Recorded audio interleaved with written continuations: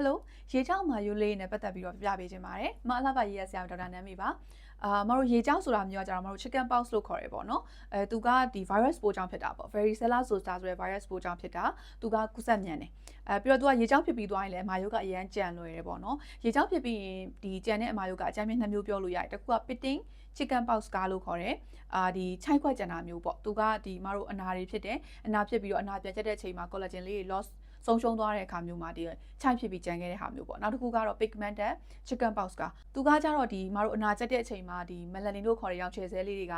unbalance ဖြစ်သွားတဲ့အခါမျိုးမှာဒီအမဲဆက်ကျန်တာမျိုးပေါ့ဆိုတော့ရေကြောင်းဖြစ်ပြီးသွားရင်ဒီခြိုက်ခွက်နဲ့အမဲဆက်ကတော့အဓိကကျန်တာများတယ်ဆိုတော့ဒီလိုမျိုးကြံခဲ့ပြီဆိုရင်ဘယ်လိုကုသမှုမျိုးတွေလုပ်လို့ရလဲပေါ့ဆိုတော့အမားတို့ကအမာယုတ်တစ်ခုကိုပေါ့နော်ဖြစ်ပြီးမှကုတာထက်ဆိုင်မဖြစ်ခင်မှာပေါ့ဒါကြိုတင်ကာကွယ်တာမျိုးကတော့ပို့ပြီးတော့ထိရောက်တယ်ဆိုတော့အမားတို့ရေကြောက်တွေဖြစ်ခဲ့ပြီဆိုရင်ရားရတယ်ကွာရားတဲ့ခါမှာကုတ်မိတာဖဲ့မိတာမျိုးတွေလုပ်တတ်တယ်အဲ့လိုလုပ်တဲ့ခါမှာအမာယုတ်ပိုကျန်နိုင်တယ်ဆိုတော့ကိုကအမာယုတ်မကျန်အောင်ပေါ့နော်ဒီမကုတ်မိအောင်မဖဲ့မိအောင်တေချာလေး view site ပေးဖို့လိုတယ်ဘလို့ကိုကအရန်ရားလို့ပေါ့နော်ကုတ်ချင်တယ်ဆိုရင်လည်းဒီရားရလေးတတ်တာအောင်ဆိုရင်မတို့ရေခဲဝစ်လေးကတ်ပေးတာမျိုးတို့ပြီးရင်အရာတတ်တာအောင်ကလမီလိုရှင်းလေးလူပေးတာမျိုးလုပ်လို့ရတယ်လို့အရာတတ်တာအောင်မတို့တောက်ဆေးလေးတောက်ပေးတာပေါ့အဲ့လိုမျိုးလုပ်လို့ရတယ်ပြီးတော့ရေကြောက်ကဒီ virus ပိုးကြောင့်ဖြစ်တာဖြစ်တဲ့အတွက်ပေါ့နော်သူကသူ့ဟာသူတော့ self recover ပြန်ဖြစ်တယ်လိုအပ်ရင်တော့ဆရာဝန်နဲ့ပြတာမျိုးပေါ့နော်ဆိုတော့ကိုကရေကြောက်ဖြစ်ပြီဆိုရင်တေချာလေး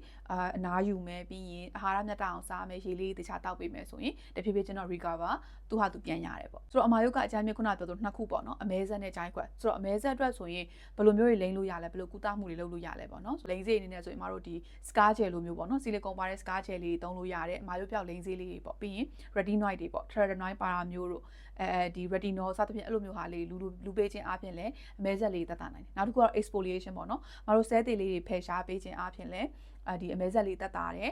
collagen လှုံ့ဆော်ပြီးတဲ့အခါမှာဒီမာယုတ်လေးသက်သာတဲ့ပုံစံမျိုးပေါ့ glycolic acid ပါတဲ့ exfoliation မျိုးလေးတွေလည်းသုံးလို့ရတယ်ဒါတော့လိမ့်စေးပိုင်းပေါ့ treatment ပိုင်းမှာဆိုရင်တော့အမဲဆက်အတွက်ဆိုရင်မတို့ microneedling လောက်တာမျိုးလေးတွေတို့လေဆာပစ်တာမျိုးလေးတွေတို့ chemical peeling လောက်တာမျိုးလေးစသဖြင့်ပေါ့အဲ့လိုကုသမှုတွေလုပ်ပေးခြင်းအပြင်လည်းအမာယုတ်အမဲဆက်လေးတွေကတိတိတတ်တတ်နိုင်တယ်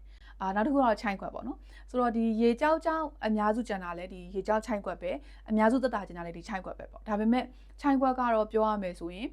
100% ကြီးတော့ပြန်ပြည့်သွားတာတော့လုံးဝမရှိနိုင်ဘူးဖြစ်နေတာထက်တက်တာအောင်ပဲလုပ်လို့ရတယ်ပေါ့နော်ကုသမှုပိုင်းမှာဆိုရင်တော့ဒီခြိုက်ခွက်တွေတက်တာဖို့အတွက်ဆိုတော့မတို့ကကုသမှုအပြင်းလေးတွေသွားတာများတယ်ဆိုတော့လေဆာပိုင်းဆိုရင်မတို့က CO2 လေဆာပစ်တာမျိုးတွေလုပ်လို့ရတယ်လေဆာပစ်တဲ့နေရာလေးတွေမှာမဲသွားတာဖြူသွားတာစသဖြင့်ပေါ့အဲ့လိုဟာလေးတွေကတော့လအနေငယ်ကြာရှိနိုင်တယ်ဒါတော့လေဆာပစ်လို့ရတယ်နောက်တစ်ခုကုသမှုက microneedling ပေါ့နော်အသေးသေးလေးတွေပါတဲ့ဆက်နဲ့လှည့်ပေးတဲ့ဟာမျိုးပေါ့နော်ထက်က collagen လေးလှုံ့ဆော်ပေးအောင်ဆိုတော့ microneedling လုပ်လို့ရတယ်သုံးတဲ့အခါမှာသွေးကြည်သုံးလို့ရတယ်တခြားအမာယုတ်ထုတ်ထားတဲ့ဆေးရည်လေးသုံးလို့ရတယ် microneedling ကုသမှုလုပ်လို့ရတယ်လို့ microneedling ကိုမှ RF နဲ့တွဲတယ် radio frequency နဲ့တွဲတဲ့ကုသမှုလေးလည်းလုပ်လို့ရတယ်ဆိုတော့ဒါက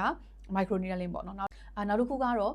chemical peeling ပေါ့ peeling ဆိုတဲ့နေရာမှာဒီလို peeling တုတ်တာထက်ဆိုင်ရင်အဓိကတော့ခြိုက်ခွက်နေရာတွေကို TCA ဆိုတဲ့ဆေးဆက်ချတာပေါ့နော် TCA cross လုပ်တဲ့ဟာမျိုးလုပ်ပေးခြင်းအပြင်လည်းခြိုက်နေရအနေနဲ့များတော့တတ်လာနိုင်တယ်ဒါပေမဲ့ TCA ရဲ့ side effect ဖြစ်တဲ့ပေါ့နော်လုပ်ပြီးခါစားမှာခြိုက်ကပိုကြီးသွားသလိုမျိုးခြိုက်ဒီဆေးဆက်ချထားတဲ့နေရာမှာအနီဆက်တွေအမဲဆက်တွေကျန်တာမျိုးကတော့သူဒီလဲလပိုင်းလောက်ကြာနိုင်တယ်ဆိုတော့အဲ့လို side effect လေးအရင်မြင်ပြီးတော့မှခြိုက်ကတစ်ဖေးချင်းတက်တာလာတဲ့ပုံစံမျိုးပေါ့နော်ဆိုတော့ TCA cross လုပ်လို့ရနောက်တစ်ခုကတော့ failure ပေါ့ဒီခြိုက်တဲ့နေရာလေးကို failure ဖြည့်တာမျိုးလုပ်လို့ရတယ်ဒါပေမဲ့ဒီ failure ဖြည့်တာဒီအကြမ်းမြင်4-5လဝန်းကျင်လောက်ပဲခံတယ်ပြီးပြန်ဖြည့်ရတဲ့ပုံစံမျိုးပေါ့နော်တစ်သက်လုံးခံသွားတာမျိုးတော့မဟုတ်ဘူးသူက failure ဖြည့်လိုက်ရင်လေဒီလိုမျိုးအသားနဲ့တပင်းကြီးပြန်ရသွားတာမျိုးတော့မဟုတ်ဘူးဟိုခြိုက်နေတဲ့ဟာလေးကအနှဲငယ်တက်တာတယ်ဆိုရုံလောက်ပေါ့နော်အဲ့လိုပဲဖြစ်တဲ့ပုံစံမျိုးပေါ့ဆိုတော့ failure ဖြည့်လို့ရတယ်ဒီလိုကုသမှုတွေလုပ်နေတယ်ပေါ့နော်အချိန်တိတ်တာမှုမရှိဘူးဆိုရင်တော့ surgical ပိုင်းကိုလည်းစဉ်းစားလို့ရတယ်ခွဲစိတ်မှုပိုင်းပေါ့နော်ဆိုတော့ခွဲစိတ်မှုမှာဆိုအမတို့ skin grafting လို့ခေါ်တယ်အရေပြားကိုတခြားနေရာယူပြီးပြန်ထည့်တာမျိုးတွေတို့ substitution လုပ်တာမျိုးလေးတွေတို့ punch excision တွေပေါ့နော်စသဖြင့်ပေါ့အဲ့လိုခွဲစိတ်မှုပိုင်းတွေစဉ်းစားလို့ရတယ်ဒါကတော့ခွဲစိတ်ဆရာဝန်နဲ့တိုင်ပင်ရတာပေါ့နော်ကိုကဒီမျိုးရေကြောက်ချိုင်းခွက်အမာယုတ်တွေရှိနေပြီဆိုရင်တော့ဒီလိုအပ်တဲ့ပေါ့နော်တင်တော်တဲ့ကုသမှုတွေကိုဆရာဝန်နဲ့တိုင်ပင်လို့ရတယ်ဒါဒီချိုင်းခွက်ဖြစ်ခဲ့တဲ့အချိန်ကကြာလေတက်တာမှုနှုန်းကလည်းနဲလေးပဲကုသမှုအချိန်ကြီးအမတို့10ချိန်လောက်လုပ်ပြီးတိုင်အောင်တက်တာမှုရခိုင်တော့10% လောက်ကနေအကြမ်းမြင့်ပေါ့နော်တော်တော်လေးတိတိုင်အောင်50-60% ဝန်းကျင်လောက်ပဲရှိတယ်100% ကြီးကတော့မျှော်လင့်လို့မရပါဘူးဆိုတော့အခုပြောတော့တာတွေကရေကြောက်အမာယုတ်တွေလုပ်လို့ရတဲ့ကုသမှုလေးတွေပါ